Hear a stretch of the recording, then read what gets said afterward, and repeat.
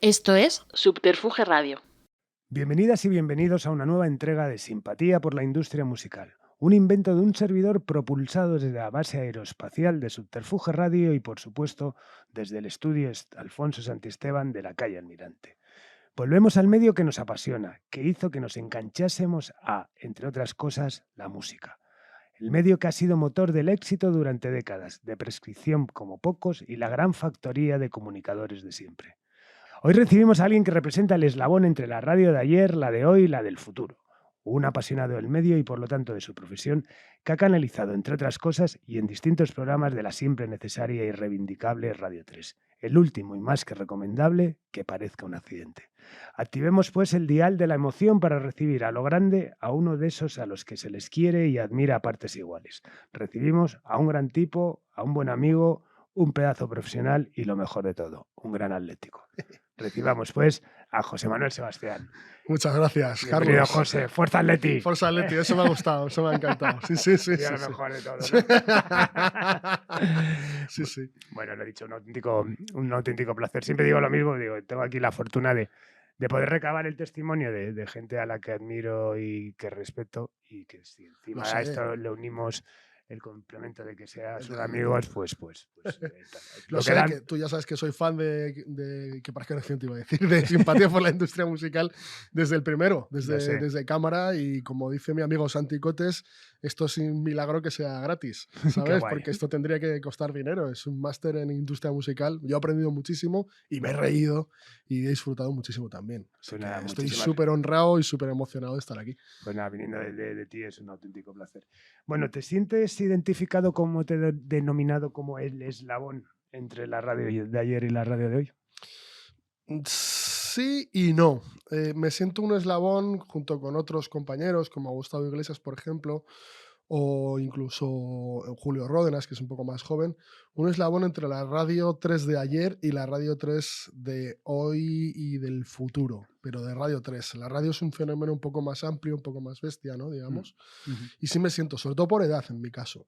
Generacionalmente he podido disfrutar de los grandes, los que hicieron Radio 3 algo único, y estamos en la transición de seguir convirtiendo a Radio 3 en algo no único, sino imprescindible, ¿no? Entonces sí, en cierto modo me siento un eslabón, espero que no perdido, ¿no? Totalmente. Bueno, se habla mucho, ¿no?, de la pérdida de audiencia de todos los medios en general, de los que hemos conocido como tales, por parte de la gente, pues de la gente joven que consume las cosas de otra manera. ¿Qué crees que necesita la radio para volver a conquistar a los chavales como lo hizo con nosotros, como que nos marcó el camino? Pues en mi caso, pues la música que escucho, que he escuchado después. ¿Qué necesita la radio? Muchísimas cosas, obviamente. La primera es, curiosamente, escuchar. Escuchar a la sociedad joven también, pero no olvidemos que nuestras sociedades son cada vez más envejecidas y no todo funciona en clave juvenil, incluso ni siquiera en Radio 3, que tiene un mandato del Estatuto de Radio Televisión Española para dirigirse a esa audiencia. Creo que todas las audiencias son necesarias hoy por hoy, porque ya no hay... es decir, Radio 3 no la dejas de escuchar cuando cumples 30 años, ni 40, ni 50, ni me temo que 60, ¿no? Y creo que primero hay que escuchar lo que ocurre en la calle. Eso es lo más importante. Y después, en Radio 3 creo que tenemos la oportunidad de liderar, en cierto modo, esa transición, otra vez, ¿no?, de la radio al podcasting. Para mí el podcasting no deja de ser radio, ¿sabes? Pero creo que la casa de la radio en general, y Radio 3 en particular, pueden convertirse a medio y largo plazo en un centro de producción de podcast que probablemente no tenga igual en habla hispana en todo el mundo. ¿Qué ocurre? Que claro, esto es lo de siempre, la transición, ¿a qué ritmo hay que hacerla? ¿Vamos demasiado por detrás? ¿Vamos demasiado por delante? Son preguntas que son difíciles de responder ahora mismo, que el futuro, me imagino que las irá respondiendo, ¿no? Y creo que esas son las dos claves, ¿no? Primero, escuchar. O sea, si tú no pinchas, por ejemplo, en el caso de Radio 3, lo que está sonando en la calle, pues entonces vas a convertirte con todos mis respetos, una radio de oldies, ¿no? Una radio tipo M80, XFM, bueno, M80 ya no existe, 40 Classic, XFM, cumplen su función, pero no tenemos que... Radio 3 no debe ser esa función. La función de Radio 3 es, en los 80, no es que fuéramos testigos, fuimos actores de la movida, yo creo, de la movida y de todas las movidas que hubo en los 80, los 90. Creo que nos convertimos en adalides de ese indie nuevo, ese indie español nuevo, que es el que más probablemente ha quedado, ¿no? Más que el indie de los 80, que fue fagocitado por las majors. Y en los últimos tiempos hemos sido también cabeza de lanza, digamos, de ese fenómeno festivalero que también nació en los 90 y que se ha ido consolidando todos estos años. Y creo que ahora mismo pues creo que se está produciendo, ¿no? Una transición interesante entre este mundo de los festivales que todavía existe y que todavía va a seguir existiendo, pero que quizás se nos va un poco más al rollo mainstream, y a lo mejor estas nuevas propuestas de las que tú evidentemente estás súper al cabo de la calle, esto entre el urbano, el pop en sentido amplio, sintético, digamos moderno, cercano al R&B, todas esas cosas hay que cristalizarlas, y Radio 3 debe de estar ahí, ¿no? No, me interesa mucho lo que has dicho en cuanto al formato, ¿no? El tema del podcasting, que bueno, ya sabes que bueno, está eso, hay gente de la radio más convencional que testa el término, gente que apuesta por el podcast, que dice como que es la sucesión de la radio convencional y tal. Yo creo que la radio va a seguir siendo realmente el canal.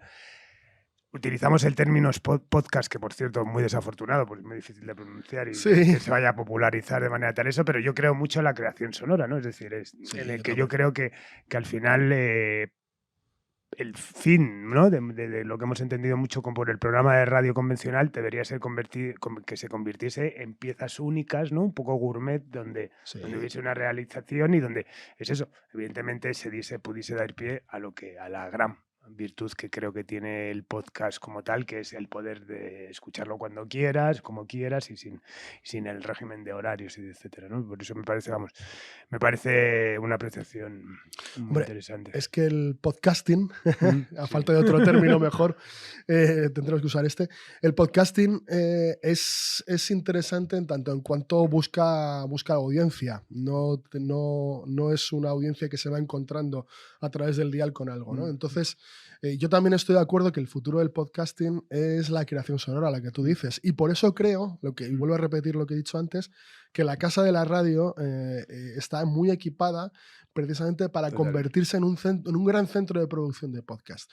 Yo también creo que, por ejemplo, si nos fijamos en el fenómeno de la televisión, los programas de entretenimiento, los programas que ha habido siempre, el concepto de magazine, que tú y yo hemos mamado y hemos vivido tanto en la radio como en la tele, ese es un concepto que sí que está claramente desapareciendo, ¿no? O sea, esos grandes momentos radiofónicos de un presentador durante 6 horas, digo la radio convencional, ¿no? Sí. Pues eso se morirá probablemente con estos últimos que tenemos, ¿no? Con un Carlos Herrera, etcétera, etcétera. Creo que el entretenimiento va por otro lado. No estoy tan seguro de que, por ejemplo, la apuesta de sonora sea la más adecuada, que es acercarse a una plataforma de streaming tipo Netflix. No lo sé, que esto lo hace A3 Media, ¿no? Sonora, me parece. Es uno de los socios, sí. Eso es. No estoy tan seguro de que esa sea una apuesta, pero me parece interesante ir por esos caminos, ¿no? Yo creo que el podcasting... ¿Tú te acuerdas de la canción esta de Billy Joel, la de It's Only Rock and Roll to Me? Claro. Pues esto es lo mismo, ¿no? Es decir, ¿cómo es la soul, punk, funk, jazz? Funny, but it's still rock and roll to me, ¿no? Pues esto todo está muy bien, pero no deja de ser radio, no deja de ser esa conversación a la luz de las hogueras, ¿no? Totalmente. Y toda esta transformación que evidentemente ha abocado pues, todo lo que ha pasado a nivel de revolución digital, ¿cuánto crees que ha afectado la tecnología en esta transformación frente, por ejemplo, también a lo sociológico, ¿no? A esa falta de prescripción, a la falta de la necesidad esta por parte de los chavales, el rollo de que ya no necesito que alguien me diga que lo que es guay, ya decido yo por mí mismo, ¿no? ¿Cuánto ha afectado, cuánto crees tiene de tecnología y cuánto tiene también de sociología al final? Bueno, aquí en España creo que hay una tecnología que precisamente, una tecnología entre comillas, pero es una tecnología social, que precisamente consiguió que la radio comercial faltara a su deber de prescripción, digamos. Aunque a mí la palabra prescriptor no me hace mucha gracia. Yeah. Tampoco es difícil de pronunciar, pero sobre todo tiene un punto así un poco como de dictador y tal, ¿no? Y creo que eso es bueno, que la radio no prescriba, sino que sugiera, que seduzca, bueno, que de alguna manera te presente opciones, que te filtre la oferta, ¿no? En cierto modo. Pero creo que lo que ha sido clave ha sido el dichoso call out, ¿no? Yeah, sí. Eso es cuando la radio comercial dijo, ya no quiero ser un actor dentro de la industria de la música, quiero irme a otro sitio. Entonces perdió el poder de prescripción y por lo tanto perdió el poder como herramienta de marketing para las compañías y de alguna manera se salió del entramado de la industria musical, ¿no? Y creo que es verdad que la radio, el periodismo en general, tiene que ser, si es que está dentro del entramado de la industria, tiene que ser el vecino importunador, ¿no? El vecino ruidoso, ¿no? O sea, pero no sé si tiene que salirse. En cualquier caso, estos se salieron. Esta gente se salió y la radio comercial hoy por hoy en España no existe. Y luego hay una cuestión sociológica también.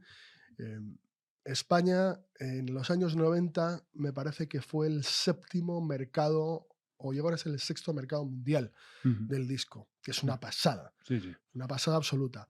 Ahora hemos descendido, ahora debemos estar por el 12 o el 13, incluso un poco peor, y hemos llegado a estar mucho peor.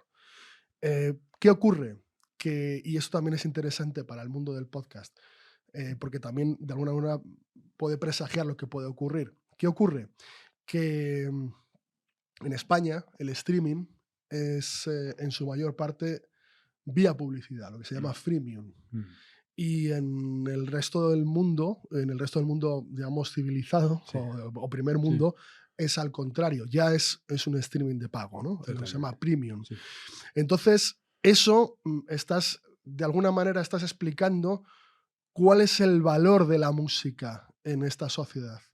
La gente no quiere pagar por escuchar música a día de hoy. O sea, fuimos uno de los países que más sufrió la piratería, de sextos o séptimos, nos fuimos casi al top 20, y ahora que estamos recuperando terreno, lo estamos recuperando a través del streaming, digamos, bueno, tú lo sabes mucho mejor que yo, del streaming de vía publicitaria, ¿no?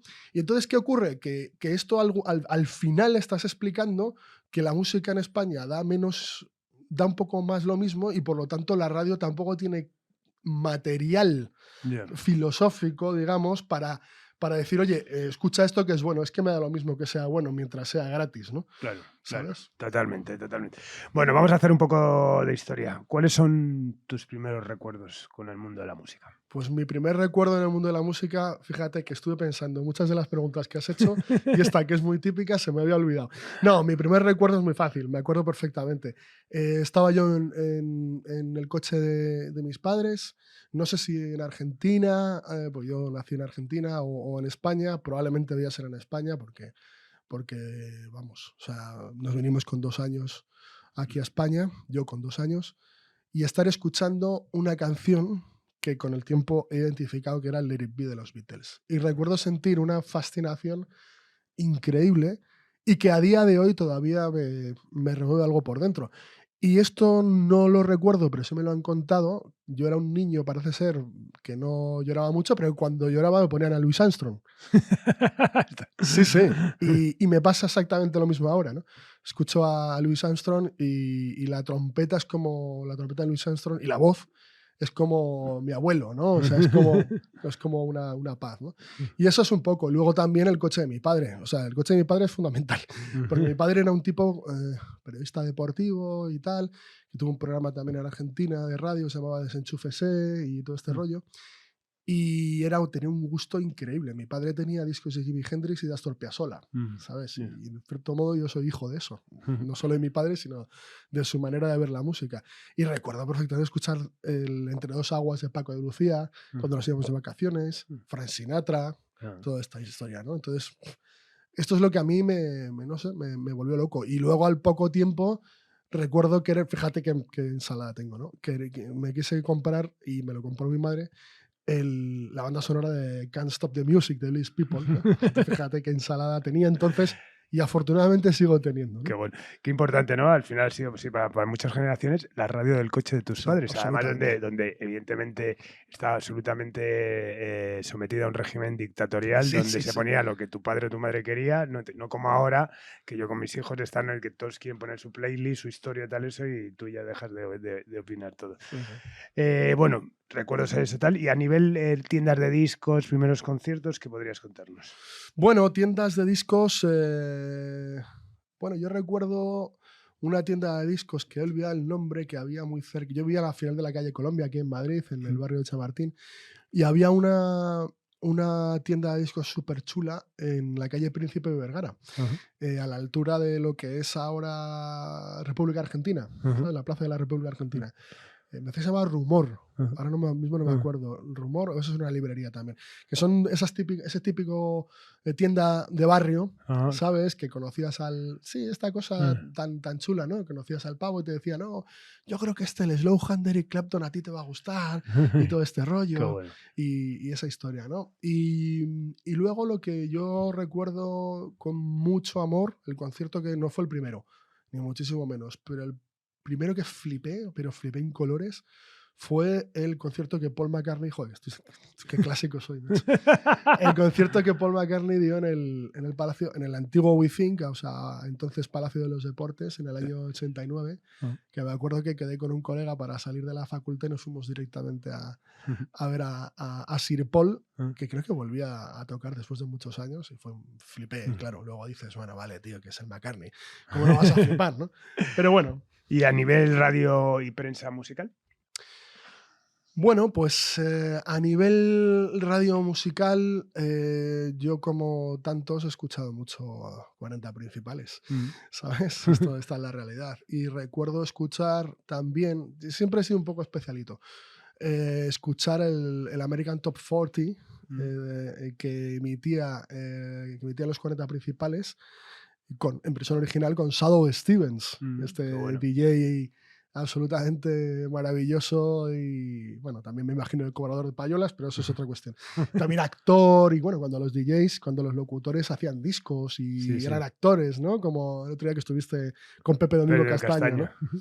Y escuchar mucho eso, recuerdo escucharlo mucho porque yo no soy un apasionado de las listas, tengo un amigo que sí y que es amigo mío desde entonces, mi amigo Alfonso, pero sí me gustan. Y entonces escuchar mucho eso. Y luego ya Radio 3 lo empecé a escuchar un poco más mayor, tengo que ser sincero. La parte de cuando estaba en la facultad y bueno, pues escuchaba, pues sí, a Diego Manrique, bueno, no voy a decir el nombre porque da mala suerte, ¿no? Pero bueno, no, Carlos Pina. Ah, no, es un chiste que hay en la casa de la radio que es un hombre que da mala suerte. Pues a mí me gustaba mucho José Antonio Cajiao, con un programa que se llamaba Ciclos, Ajá. que era estupendo, me encantaba, me encantaba. Bueno, a nivel de formación tal, ¿estudias periodismo? No, No. yo terminé Derecho. Derecho. Ah, vale, vale, vale. Pero ya te llamaba la comunicación porque, bueno, en 1993 entras en Radio Vallecas, ¿no? Eso Pero es. como un hobby prácticamente, ¿no? Era un hobby, entre comillas, Sí. porque a mí lo que me gustaba era esto. Mm. Pero bueno, ¿Y qué programas empezaste a hacer ahí? pues empezamos con Borja Ilián, que tú conoces, Borja, Ujú, un programa que se llamaba Menosprecio de corte y alabanza de aldea. ujú. ¿Vale? Y era un programa que a los 4 o 5 meses Borja era muy amigo de Ricardo Cantalapiedra. Ajá. Y Ricardo nos sacó en El País Madrid. Ajá. A los 4 o 5 meses ya éramos estrellas de la radio. Un hito, ¿no? Sí, Absoluto. sí, sí, sí, sí. ¿Y qué recuerdos tienes de esa época de Radio Vallecas? ¿Coincidiste con gente que luego estuvo en medios? Sí, claro que sí. Coincidí con Juanito Suárez, que luego estuvo que ahora está en Radio 3 desde muchos años, con Juan Orejudo, que también fue jefe de producción de Radio 3 durante muchísimos años. Y luego recuerdo que conocimos a Iván Ferreiro, que se vino a hacer una gira promocional por radios libres. Conocimos también, bueno, yo recuerdo la primera vez que me mandaron un disco de promoción que fue Tribu X, Ajá. y Misión Hispana, el sello de nuestro amigo, común amigo Adrián. Adrián Bogel, que fue el primero que nos mandó. Sí, a ver, eso, había un componente más político, más que Yeah, musical, ¿no? yeah. O sea, era la necesidad de, lo que decíamos entonces, dar voz a los sin voz. Sí. En cierto modo, las radios culturales que se llamaban entonces, o radios libres, como se han llamado siempre, ocupaban el espacio de lo que ocupan ahora los podcasts independientes, si Sí. quieres, ¿no? O los fanzines, ¿no? Entonces también, ¿no? Y era una manera de empezar a trabajar, pero bueno, trabajar, si pagábamos por hacer la radio, ¿sabes? Claro. Y trabajábamos y tal. Pero era una manera no sé, de sacar las primeras armas y de enamorarse de hacer radio, ¿no? No, totalmente. Y la importancia de las radios libres que tuvieron durante muchos años. Yo Sí. ahora mismo estoy leyendo un libro, se llama La voz de la sin voz, que es la historia de las radios libres en España, Pues absolutamente me lo quiero fascinante. leer. Sí. Es que es lo que decíamos siempre, hay que dar voz a los sin voz. Claro, sí. Bueno, después, de hecho, trabajas en Onda 10, Radio Utopía. ¿Cómo iba surgiendo la oportunidad de cambiar de emisora en ese momento? Hablabas de que, bueno, en algunos sitios hasta pagabas tú por hacer radio. Onda 10, que era la musical de Onda Cero, me salió porque pudimos hacer un acuerdo comercial con Peugeot. Ajá. Y en un programa que se llama Música 106 por el Peugeot 106, ¿no? Oh. Y eso fue un programa patrocinado y comprado y tal, ¿no? Que era la conexión de tu padre con los coches, supongo, ¿no? Eso es. Sí. Mi padre, que fue comentarista de Fórmula 1 durante muchos años aquí en España. Y eso salió por ese camino, ¿no? Y luego todas las demás, pues, las radios libres, pues lo que ocurría era que te cansabas de la política de la junta directiva y en una asamblea decías que te ibas y este tipo de cosas tan divertidas, ¿no? Y bueno, pero es que eso era más, como te digo, más político, más que profesional. Yo lo pongo en los currículums por tirarme el pisto, vamos. Ya. Pero No, es lo que era. Bueno, y de ahí das el salto a la televisión en el momento del boom, ¿no? De la televisión. Estamos hablando de Canal Plus, de 4, 40 TV. De hecho, bueno, en 40 TV estás del 99 al 2005 siendo responsable de varios programas, ¿no? ¿Cómo de repente pasas de la radio a la televisión pues porque hay que comer. No, o sea, ya de profesionalización al 100%. Sí. ¿Y cuánto era de diferente, ya no solamente a nivel dinámico, la televisión y la radio? De repente entras en un medio nuevo y... Bueno. Pues sí, la verdad que fue un shock increíble. Yo no había hecho tele en mi vida, apenas había hecho alguna colabo para alguna tele local, que esas cosas que ni las pongo en los currículums porque ni me acuerdo qué fueron, ¿sabes? Pero entonces aparecí ahí en 40 TV, estaban buscando redactores para un programa nuevo que iba a salir, local de música, en Localia Televisión, que lo iba a producir 40 TV. Y yo me entrevisté con Jorge Flo, que era el director entonces de 40 TV y luego terminó siendo el director de canales musicales de la SER. Y yo estaba convencido que iba a entrar en Radio 3, yo había hablado con Volpini, director de Radio 3, no, cuento contigo, tal. Y dije, ahora sí, vale, la tele, sí, bueno. Tú eres como esta persona y tal, que trabaja los fines de semana. Y digo, yo no. Yo los fines, si trabajo los fines de semana es que estoy haciendo mal mi trabajo, jajaja. Así en plan de risas, ¿no? Y me dijo el tipo, bueno, pues muy bien, pues ahora en octubre, esto era julio, ahora en octubre, cuando llegue el dinero, te contrato. Y tal. Digo, vale. Y me contrató. Me pasó otra vez con Ordovás, que le fui a hablar con él para hip hop y me dijo, estuvimos hablando 2 minutos, porque así es Jesús también, 2 minutos y me dijo, bueno, pues oye, me mola, te voy a contratar. Cuando tenga dinero te llamo. Igual, sí. Y al final me llamó. Sí. Estas son cosas raras. Y el cambio de hacer radio a hacer tele, pues fue muy bestia. Pero bueno, yo aprendí a pelo, o sea, fijándome en lo que hacían los demás. Aparte también, fíjate, era un momento en que la ofimática estaba empezando a entrar, claro. ¿Sabes? Las redacciones empezaban a dejar de tener máquinas de escribir y ahí también fuimos eslabones, ¿no? Totalmente. Entre 2 momentos y 2 realidades. Entonces eso también fue, fíjate, una cosa complicada, ¿no? Adaptarse a un mundo nuevo. Por otro lado, era una redacción esa impresionante, de las mejores en las que he estado, ¿sabes? O sea, con Bargueño de jefe de redacción, con Carlos Riollo y Jorge Flo arriba, ¿no? Y luego, pues, con compañeros como Luis Mi Flores, como, no sé, como Jaime Salvador, como David Carvajal, muchísima gente muy, muy, muy valiosa, Alfonso Rodríguez, el que te hablaba antes y tal.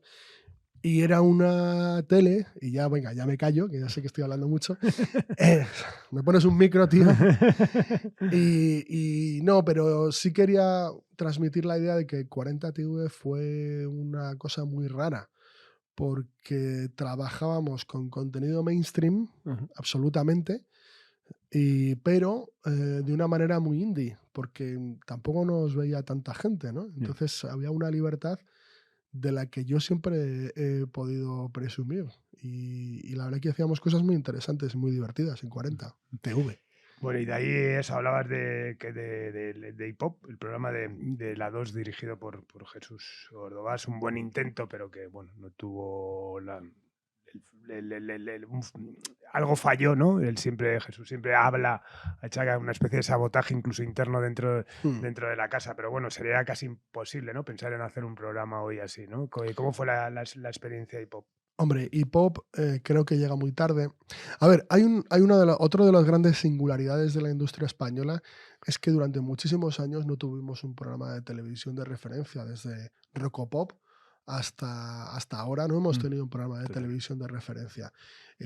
Estamos hablando de un país en el que la MTV quiso desembarcar varias veces, al final lo logró muy, muy por la puerta de atrás, pero en otros países como en Italia la MTV fue un canal abierto incluso, ¿no?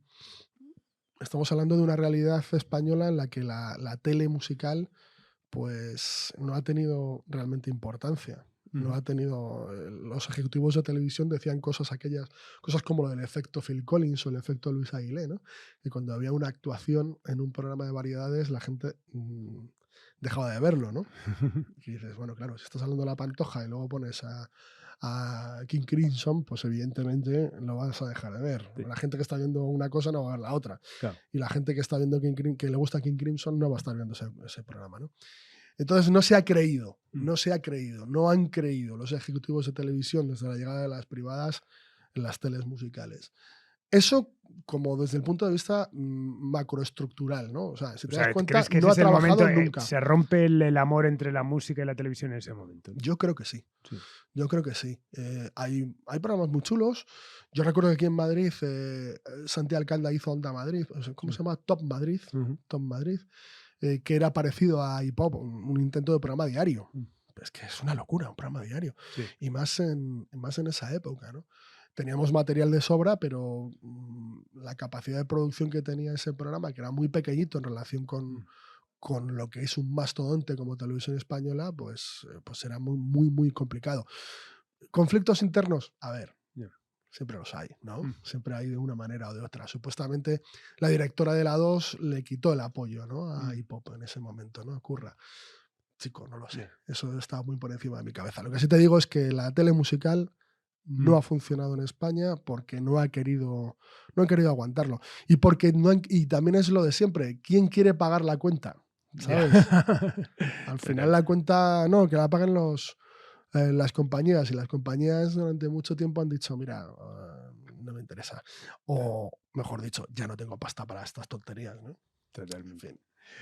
Bueno, y 2 años más tarde ingresas en No disparen al pianista, yo creo que uno de los últimos grandes programas de música, dirigido primero por Santi Alcanda y después por Daniel Villasante, ¿no? Yo creo que sí, realmente casi el epílogo, ¿no? Del romance entre... Luego ha habido, bueno, pues Un país para escucharlo, cosas así interesantes. Sí, pero Un país para escucharlo, o Las rutas del flamenco, que son también programas siempre de televisión española, o los conciertos de Radio 3, Por supuesto. que creo que es el programa veterano y tal. Son programas, digamos, que no son programas de referencia, son programas, entre comillas, de nicho, ¿no? Sí, el último intento de ser algo así generalista, pues como era Aplauso, como, ¿sabes? Como era Tocata o Rocopop y tal, fue No disparen al pianista. Pero es que estábamos viviendo una época... Primero hubo un intento que a veces es muy baldío, ¿no? No, que suene todo en directo y tal, sí, pero es que eso encarece mucho la producción, ¿no? Y y luego, no sé, eh, fue un intento y que, como te digo, igual que hip hop, llegó muy, muy, muy tarde. Muy Ya. tarde y con una industria que ahí sí que estaba agonizando. Estamos hablando de lo peor, de lo peor, de lo peor del ataque de la piratería, ¿no? De este momento en el que la industria prácticamente se estaba contrayendo a velocidad de vértigo y se pensaba que, afortunadamente no ha sido así, que esto se iba al garete, ¿no? Totalmente. Entonces, era complicado. Bueno, y llega la vuelta a la radio. En junio del 2008 pasas a Radio 3, ¿no? Bueno, empiezas sobre todo a colaborar primero en Hoy Empieza Todo, en el morning show de Radio 3, hasta septiembre del 2021. Mm. Das el salto, estás dentro de televisión, digamos, de la estructura de televisión y por hip hop, y ahí surge la opción de Sí, Radio 3, ¿no? bueno, por No Disparen, ¿no? Exacto, perdón, Yo ya termino en está, No sí Disparen sí. el viernes 12 de junio de 2008 Ujú. y el 15 de junio de 2008 empezamos en Radio 3 para hacer un programa de verano, Gustavo Iglesias y yo, que Ajá. se llamó Hoy Empieza ¿Y Todo. quién os lo encarga? ¿Quién es en ese Lara momento? López. Lara López. Ujú. Lara López. Y ese programa se llamó Hoy Empieza Todo. Ese Vale. programa de verano, a las 2 de la tarde. Y que se emitió en julio y agosto Ajá. de 2008. Y luego arrancamos con Marta Echeverría, el Morning, que luego después de un año lo heredó Ángel Carmona. Ujú. Y luego, como sabes, cuando llegó Tomás lo dividió en dos. Hoy empieza todo de Ángel y hoy empieza todo de Ujú. Marta. Yo me quedé con Marta. Ajá. Manteniendo un poco el link también con televisión, porque bueno, haces algunos guiones para cachitos, Sí, bueno, incluso de lo que hablabas antes de los conciertos de Radio 3, que durante 3 años prácticamente eres tú un poco el coordinador, ¿no?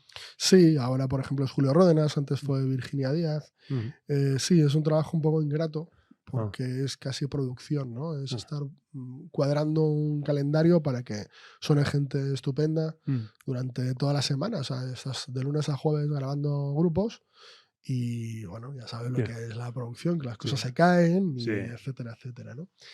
Y, y sí, cachitos, bueno, cachitos, iba a decir, nos lo inventamos Gustavo Iglesias, Jero y yo. No es del todo cierto, pero fuimos en los que hicimos el primer programa, Jero, Ah, el director de mm, Cachitos. Y fue en una reunión que tuvimos en el Hotel Ferreiro, ahí al lado de Príncipe Pío, que nos sentamos los tres. Jero tenía muy claro muchas cosas y cerramos 4 a 5 ideas y tal, que es la base de lo que hoy es Cachitos, que a día de hoy me sigue sorprendiendo que siga habiendo Cachitos. Es la demostración de que el archivo de Radio Televisión Española es insondable, ¿no? O sea, total, y es una maravilla. total. Y yo nosotros pensábamos que era para 10, 12 programas, pero fíjate, Ya. ¿sabes? No, es Que todavía siguen absolutamente, siendo maravillas. absolutamente fascinante. Tal, a ver, a mí como programa, bueno, me gusta mucho por todo lo que implica de recuperar todo ese archivo increíble. Luego, bueno, soy de la opinión de que a nivel guión a veces flojea un poco, sobre todo en cuanto a los comentarios, Bueno, qué tal, está tal, pero vamos, me parece fascinante y sobre todo que sirva para que se mantenga ese archivo. Y luego, bueno, quiero sacar una lanza también de defensa por los conciertos de Radio 3, que bueno, se ha hablado mucho que sí son muy de nicho, que muchas veces los grupos que tal esto, pero bueno, a mí me parece importantísimo, sobre todo eso, pues para el momentazo que para muchos artistas, para muchos grupos noveles, pues el tener esa oportunidad, ¿no? Al final de grabar en Radio Televisión Española, pues un concierto que al final, pues para algunos pueda tener más o menos trascendencia, pero me parece absolutamente loable y me parece una justificación de como ente público que lo ofrezca, ¿no? Y sobre todo que bueno, hablando del archivo, ahí va a quedar un archivo absolutamente impresionante que dentro de muchos años, cuando la gente vea, diga, mira, ahí estaba no sé quién, no sé cuánto, sí, sí. me parece Y el fascinante. sonido, mucha gente achaca a los conciertos de Radio 3 que el sonido es malo. Bueno, para empezar, a ver en qué tele estás escuchando el programa, ¿no? Eso para empezar, porque muchas veces el sonido para la tele pues es diferente y bueno, y es complicado. Pero yo quiero romper una lanza también por mis compañeros técnicos que ten en cuenta que sonorizan casi a velocidad de récord. Grupos muy diferentes el lunes, el martes, el miércoles, el jueves. El lunes te viene un chico con una guitarra y voz, al martes te viene un grupo heavy, y esto es literal, con 70.000 vatios y con 70.000 baffles y tal, y no sé qué, y con baterías aéreas, que esto lo he visto yo en los conciertos de Radio 3, y luego te viene de pronto un grupo jotero, o sea, que mezcla la jota con el rock y tal, y el cuarto día pues hay que sacar el piano, afinarlo, y viene una persona, una mujer, Julia Holter, por ejemplo, que se hace un concierto piano-voz, que es una cosa impresionante. Y todo eso lo tienes que sonorizar. O sea, pues bastante bien sale, creo, sale sensacional. Y el criterio de selección de los grupos que participan siempre parte por la persona que está ahí. Sí, pero hay un consenso imperfecto porque no está reglado, ¿no? Si esto suena en Radio 3, en cualquier sitio, en cualquier programa en Radio 3, pues es elegible, ¿no? para sonar. Y te digo que es imperfecto porque el propio, en este caso Julio, pues el propio responsable lo que hace es mirar la programación y si acaso preguntar a alguno de los compañeros, ¿no? Eso es lo que yo hacía, y yo es lo que hago también con Julio. Yo a Julio de vez en cuando, yo creo que este grupo para los conciertos te puede ir bien y tal, y todo este rollo, ¿no? Es un poco una colaboración imperfecta en el sentido de que no está arreglada, que no es un poco de andar por casa, ¿no? Pero bueno, sí que existe esa comunicación, y se pretende ya no solo dar oportunidad a los grupos noveles, sino a todo tipo de propuestas, y siempre con el marchamo de la calidad, ¿no? Siempre con el marchamo de la excelencia. Y bueno, pues oye, como siempre, pues hay grupos que son mejores, hay grupos que son peores, porque es una propuesta mastodóntica. O sea, es que son, no sé cuántos conciertos hacemos al año, pero cerca de 200, 100 y pico. Claro. Es una barbaridad. O sea, está muy bien. Y luego en el pasado, o sea, hay conciertos de Lou Reed, hay conciertos de Smashing Pumpkins. Más recientemente hay conciertos como, por ejemplo, te he dicho yo, de Julia Holter, que me parece que es un lujazo, ¿no? O sea, hay gente internacional que viene de vez en cuando y que tiene espacio promocional para hacerlo y lo hace, y es una maravilla. No, hombre, la importancia de la música en directo y la importancia del poder retransmitir música en directo, que se ha preocupado siempre Radio 3, ya no solamente con lo que pueden ser los conciertos de Radio 3, sino, por ejemplo, la difusión de los festivales, ¿no? Que al final, que no solamente, además sin quedarse en un estilo, bueno, hemos hablado fuera de micro, pues el Rototom, que ha seguido varios años. Bueno, el Rototom, desde que está en España, lo hemos hecho siempre. Claro.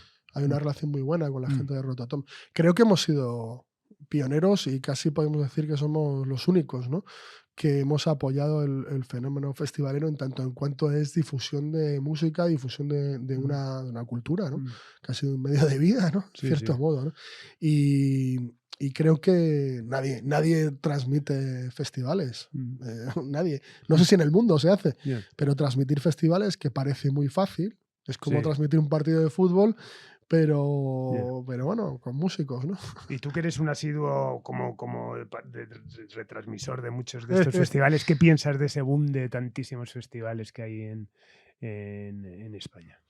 Pues mira, yo recuerdo pensar en 2006 o en 2007, pensar, creo que se va a romper este verano la burbuja de los festivales. Te he respondido, ¿no? Sí, totalmente. O sea, sí, oye, es que siempre, joder, tú lo sabes mejor que yo. Siempre parece que se reinventan los festivales, o que siempre hay espacio para un festival más, ¿no? Parecía que la pandemia acababa con los festivales. Sí. Pues no, fíjate. Fíjate. Sí, hombre, yo creo que cuando el festival trascendió de lo cultural y musical a lo turístico, es decir, a fuente de llamada a turismo nacional o turismo extranjero, en base a eso, yo creo que es cuando dio ese upgrade, ¿no? Luego, al final, yo como expresión comunitaria de ensalzamiento de la música, muy a favor, por lo que implica quizás a nivel de lo que ha podido afectar a lo que entendíamos por giras de salas, etcétera, pues evidentemente tengo mis dudas y mis recelos, pero bueno, siempre mi admiración a cualquiera que emprende el riesgo de montar un festival, y al final con todo lo que conlleva, ¿no? Lo ideal sería que hubiera dos velocidades, ¿no? Que hubiera grupos festivaleros que llenaran carteles de festival y tal y cual, pero que también hubiera espacio para propuestas de salas, ¿no? Que a veces parece que las propuestas... El otro día estuve hablando con Lapido, el letrista y y guitarrista y compositor principal de 091, ya desde hace ya muchos años en solitario, y yo le decía, oye, esto de hacer una gira por salas, esto sí que es contracultural. Y dice, bueno, a ver cómo me da, te digo luego. O sea, Ya. la pido, ¿eh? Ya, que es un ya. tipo Sí, consolidado sí, en sí, ese sí. circuito de salas, Sí. digamos. Sí, ahora ya que se convierta como en rollo, algo como original, ¿no? Sí, Va a ser sí. una gira de salas. Sí. Es un poco terrible, pero bueno, también es eso, es lo que hay. Ojalá que si este crecimiento de la industria se está viendo en nivel de negocio, a ver si es posible que también haya un circuito de salas que se consolide y que existe. Es que esas salas existen en toda España. Y Totalmente. todas las salas tienen, o sea, todas las ciudades tienen salas estupendas. A mí siempre me gusta hablar de la Clavichemba, lo de Lugo, ¿no? Pero, por ejemplo, el otro día estuvimos en Radio 3 en Cádiz, en el Montmartre Theatre, así en inglés, ¿eh? Sí. Y era un sitio estupendo, ¿sabes? O sea, un pequeño anfiteatro y tal, cubierto y tal. Y digo, bueno, ¿por qué no pueden venir aquí a tocar todos los grupos que tienen, bueno, de la clase media, digamos, del Sí. pop español? ¿Por qué no pueden tocar aquí todos? Sí. ¿Sabes? Totalmente. Bueno, desde septiembre de 2021 y hasta hoy diriges y presentas Que parezca un accidente, de lunes a jueves, de 10 a 11 de la noche, absolutamente recomendable. Describe ese contenedor maravilloso que es Que parezca un accidente. ¿Qué es lo que te propusiste hacer cuando me imagino, pues le presentaste a Tomás la idea de un programa? ¿Qué querías hacer? Que sobre todo, pues que te marcase un poco la diferencia con el resto de programación. Yo, Tomás, en su momento le propuse 3 ideas. Sabes que se jubilaba mucha gente de Radio 3. Les jubilaban el convenio colectivo, no había nadie que quisiera pues, poner una mano, un dedo acusador, no, os jubiláis y tal, no, fue un acuerdo de los sindicatos con la dirección de Radio Televisión Española, y entonces se produjo una serie de huecos muy importantes en la programación. Entonces yo le propuse a Tomás 3 ideas. 3 ideas, 2 de ellas las tenía bastante desarrolladas. Una era que un programa que tuve yo los sábados se llamaba Universo Scali, pues convertirlo en diario. Lo tenía muy claro, cómo hacerlo, tal. La otra era, como se iba Tolentino, un programa de cine. Se iba Tolentino de séptimo edición, bueno, pues mira, un programa de cine que es una de mis pasiones y tal. Y luego se me ocurrió casi pues, a última hora, digo, bueno, le voy a decir que si todo esto falla, que hacemos una especie de late night radiofónico. Y tenía esa frase nada más. Entonces, y nada más preparado. Y ya sabes cómo son las cosas. Ya, compró el late night. Y dije, bueno, yo salí encantado del despacho diciendo, bueno, pues ahora a ver qué pienso. Ahora a ver qué hago. Lo bueno es eso, que es la libertad de decir, bueno, como no tengo nada pensado, y a Tomás le ha gustado cómo sonaba lo del late night, pues ya está, pues yo le doy ese significado, ¿no?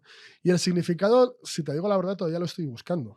Un programa de radio, y más un programa de radio en Radio 3, es un cuerpo con vida, ¿no? Es un ser animado, porque depende muchas veces de la personalidad del responsable, ¿no? del programa. Y hay veces que, o sea, yo estoy empezando a entender ahora exactamente qué es lo que queremos. Y queremos algo divertido, algo desenfadado, algo con discurso musical y algo en lo que además también podamos tender puentes con otras disciplinas artísticas, ¿no? A mí me parece que yo soy un enamorado del teatro, de las artes escénicas en general y siempre que puedo le doy espacio a eso. Pero bueno, el discurso principal es la música. Y sobre todo que sea un espacio, a ver, como lo digo, es que sin sonar cursi, un espacio de libertad, porque estamos en una radio pública, la radio pública te da libertad, y la responsabilidad que tiene uno es ejercer esa libertad. No vale solo con tenerla. Ah, qué libre soy. No. ¿Eres libre? Aprovéchalo, porque hay otros compañeros que no es que les estén poniendo una pistola en la sien, pero que están más constreñidos por discursos comerciales, ¿no? Digamos, ojo con esto, que al patrocinador no le va a gustar, etcétera. No, eso lo he vivido yo cuando estaba en 40TV. Ojo con esto, que es muy lícito, ¿vale? Por eso no me gusta utilizar tanto la palabra libertad, pero así, de esa manera lo entendemos, ¿no? No tenemos ninguna otra limitación que no sea nuestra conciencia, ¿no? O nuestro leal saber y entender. Y creo que eso, en Que parezca un accidente, yo trato de llevarlo a rajatabla. Por eso tengo pues las colaboradoras que tengo, que no tienen pelos en la lengua, ¿no? Como Rocío Saiz, de las Chillers, como Julia de Castro, como Aníbal Gómez, el de Ojos de Calor. O sea, yo siempre digo, espera lo inesperado. ¿Sabes? Qué bueno. Bueno, y además, y aparte, un programa estupendo en Radio Clásica, Tercera Vía, lo cual te confirma como un rara avis por tu pasión por la música, es eso, pero que lo que más me gusta es en el que en un contexto tan clásico pues des voz, ¿no? Y altavoz a propuestas de gente, pues por ejemplo Beatriz López Nogales, una gran amiga de esta casa que colaboró con nosotros y gran amiga aquí de Laura, hoy nuestra técnica de sonido, directora de lo que es Subterfuge Radio. ¿Cómo concibes en un mundo donde encima, bueno, la música clásica está tan catalogada de viejuna Vas con razón. que el hacer un programa un poco a contracorriente que reivindique esta propuesta? Pues esto es una conversación que tuve con Carlos Andúa, el director de Radio Clásica, tomando un café. Me dijo, en todo el mundo las emisoras de clásica ya tienen un programa dedicado al rock, porque ya es música clásica el rock, o sea, ya Elvis y tal. Y dije, es verdad. Y pensé, ¿y si le propongo un programa de rock a este hombre? Pero luego pensé, dije, ¿y si le propongo un programa que no sea ni de Radio 3 ni de Radio Clásica? Un programa que esté un híbrido, entre medias, ¿no? Que en el fondo es un océano vastísimo. Y dije, pues oye, voy a proponerle esto último. Entonces él me dijo, pues me lo cuentas tarde, porque ya tengo la programación, pero bueno, para el año que viene. Y dije, muy bien. Entonces, en Radio Clásica la redacción está en el segundo piso y Radio 3 está en la planta baja, ¿no? En el piso 0. Y bajé, y según bajé, venía detrás mío Carlos y me dijo, oye, que vamos a hacer el programa, que vamos a ponerlo a la 1 de la mañana, pero yo creo que se escuche este programa, o sea, creo que sea estratégico, porque quiero quitarle eso que decíamos antes, la caspa, la viejunez a la música clásica, que la música clásica es súper macarra, o sea, si tú la escuchas con los oídos de la época, ¿no? Claro. Y con el contexto adecuado, no solo es, bueno, y ahora vamos a escuchar la quinta de Beethoven, ¿no? Bueno, sí, ¿quién era Beethoven? Beethoven era un punk. ¿Quién era Bach? Bach despertaba a sus vecinos cuando ensayaba con el órgano, ¿sabes? Más punk que eso no hay, ¿sabes? Y Carlos está intentando, y creo que la verdad que es un acierto espectacular lo que es Radio Clásica hoy por hoy, ¿no? Es una radio que tiene ese rigor de la música clásica porque es la música más perfecta que hay, ¿no? O sea, a nosotros nos gusta el rock and roll, pero la novena de Beethoven, si no te gusta, tienes un problema. Y él le ha quitado todo eso, toda esa cosa, y también le ha dado un discurso radiofónico, ¿no? Y a la vista están los resultados, que creo que está en el mejor momento de audiencia de su historia, ¿no? Y sin perder, digamos, el rigor clásico, ¿no? Totalmente. Bueno, y hasta hoy, con toda una carrera por delante, ¿qué te gustaría hacer? ¿Alguna asignatura pendiente en los medios que ese programa, ese proyecto que te gustaría desarrollar? Bueno, a mí me gustaría hacer un programa de música. Que no he hecho otra cosa, ¿no? Sí, no, a mí me gustaría hacer un programa de música, de solo música, y de poner lo que uno quiere. En el fondo es lo que hago, en el que parezca, y lo que he hecho siempre. Cuando programaba también el Hoy Empieza Todo con Marta, la música que ponía era la que yo quería, ¿no? Y me gustaba mucho jugar con todo tipo de estilos y de tiempos, ¿no? El tiempo pasado, el tiempo presente.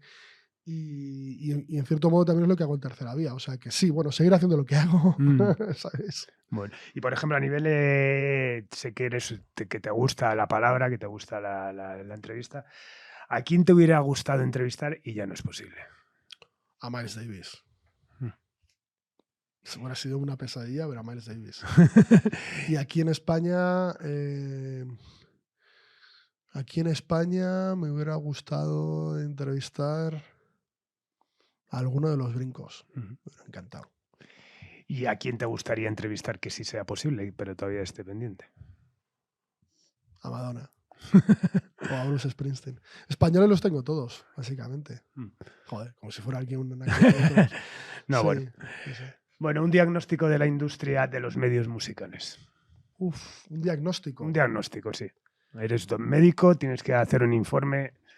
¿Y qué dirías sobre la industria desde el punto de vista de los medios musicales? Creo, bueno, hemos hablado mucho de esa reflexión que los medios tienen que hacer por la transformación, bla, bla, esa forma de acercarse a la gente joven, que quizás es lo que se ha perdido, pero ¿qué diagnóstico así a bote pronto podrías dar? La cura va bien, pero el ojo lo pierde. No, en serio. Creo que como tantas y tantas cosas en este mundo en el que vivimos, que se está acabando y está empezando otro, creo que el reto al que se tienen que enfrentar los medios, por ejemplo, los medios escritos, ¿no? Mm. Es a cómo adaptar la tecnología y el lenguaje periodístico sobre todo, porque no por ejemplo, el Rock Deluxe, cuando se ha pasado a la web, solo a web y tal, evidentemente te escuchaba el otro día con Santi Carrillo, que Santi Carrillo decía, no, bueno, ahora los textos los hacemos un poco más largos y tal. O sea, el lenguaje tiene que cambiar, el lenguaje periodístico tiene que cambiar. Y yo creo que esa es la adaptación. Y luego, eso que he dicho también al principio, ¿no? De decir, ¿queremos estar dentro de la industria? ¿Queremos formar parte de la industria siendo el vecino ruidoso? ¿O nos tenemos que salir? Yeah. Y creo que mucha gente, muchos medios, cuando ha llegado la crisis, cuando llegó la crisis, otro día también te escuchaba decir, el periodismo actuó bien cuando llegó la piratería. El periodismo, pues como toda la industria, en cierto modo, pues se equivocó, fue imprudente, etcétera, etcétera. Pero lo peor de todo es que el periodismo se fue. O sea, Claro. determinado periodismo se fue. O sea, el caso Sí, de sí. 40, se fue, Sí. dijo, no quiero saber nada.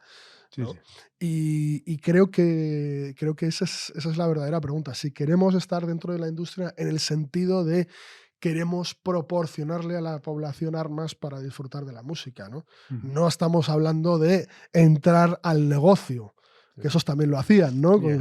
Lo contó también en el programa tuyo Pepe Domingo Castaño, ¿no? O sea, vender cosas ahí, los derechos editoriales, ¿no? Sí. Estos maravillosos. O sea, no estamos hablando de eso. Ser el vecino ruidoso, pero estar en el mismo bloque y tal, y bueno, y tener esa estira y afloja que hay que tener. Tú mismo, cuando hablas con periodistas, siempre es que, bueno, las he tenido de todos los colores, con Santi, con Diego, con todos estos, ¿no? Las he tenido de todos los colores. Sí. Pero al final estamos en el mismo barco, que es la pasión por este fenómeno que llamamos ruido organizado o por organizar, que es la música, ¿no? Totalmente. Bueno, y la pregunta recurrente siempre en Simpatía por la Industria Musical, ¿quiénes han sido tus referentes en esto? Joder. Esta la he pensado, pero no he llegado a la solución. Pues mis referentes... Mira, en cuanto a compañías discográficas, Gema del Valle, claramente, ¿no? O sea, para mí es una maestra en todo lo que hace, ¿no? Es la mejor promocionera de España y del mundo y de parte del universo, ¿no? Aparte que es amiga, pero es así. Y en cuanto a... Ahí te incluyo a ti también, ¿no? O sea, todo lo que es el mundo subte. Y en cuanto al mundo del periodismo, digamos, yo tengo que decir que algunos de mis jefes, por ejemplo, Bargueño. Bargueño, que fue jefe de redacción mío en 40TV, aprendí mucho de tele con él, muchísimo, no tenía ni idea, tuvo paciencia conmigo. Y bueno, y en general todos los jefes que he tenido. O sea, suena muy pelota, pero no, suena muy, muy, muy agradecido. No, es que es verdad, es que yo a todo el mundo, a los becarios que tengo, siempre les digo, escuchar a todo el mundo y luego hacer lo que queráis. Pero tenéis que escuchar a todo el mundo, porque todo el mundo, si está ahí, es por algo, ¿sabes? Totalmente. Y sabe de algo, y sabe mucho de algo. Tú luego no estarás de acuerdo, pero escúchalo y trata de entenderlo, ¿no? Y en cierto modo, bueno, yo he destacado a Miguel Ángel, pero bueno, podría destacar a todos los demás también. Totalmente. Bueno, pues muchísimas gracias. Aparte, bueno, Miguel Ángel Bargueño, que además espero tenerlo pronto aquí, me da un pie también a este final que quería hacer, pero primero agradecértelo. que estuvieses aquí y, bueno, despedir pues esta nueva y más atlética entrega que nunca bajo la foto del gran Luis Aragonés, que en su día nos regaló otro gran atlético, Edi Clavo, en el estudio que lleva por el nombre de otro ilustre colchonero, Alfonso Santisteban, cuya madre ostentaba el honor de ser la socia número 1 del club, con Laura Rodríguez a los mandos técnicos, y confiamos en su próxima conversión atlética. Despedimos el programa y a nuestro invitado de hoy con Soy un socio del Atleti de Glutamato Yeye. Adiós. Has escuchado Simpatía por la Industria Musical, un podcast producido por Subterfuge Radio.